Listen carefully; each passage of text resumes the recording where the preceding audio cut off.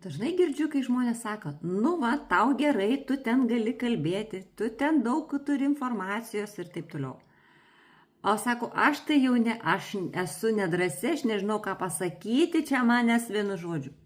Arba žmonės sako, nu jau silpnas tas mano yra imunitetas ir aš pagaunu visus virusus, kurie yra aplinkui ir aš jau nieko negaliu pakeisti, nes taip yra jau eilę metų.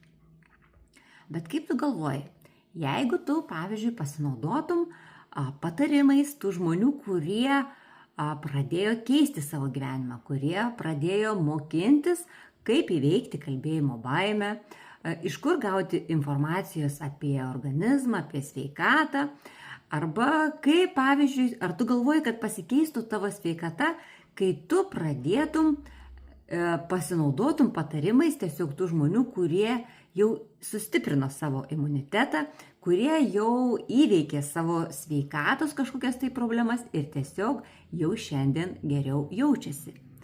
Nes jeigu mes darysime tą patį per tą patį, kiekvienais savo gyvenimo metais, tai ir sveikata tokia pat bus, ir darbo vieta mūsų bus tokia pat.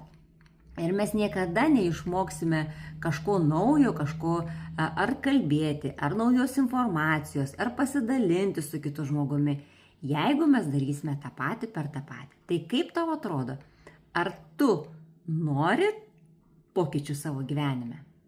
Parašyk į komentarus.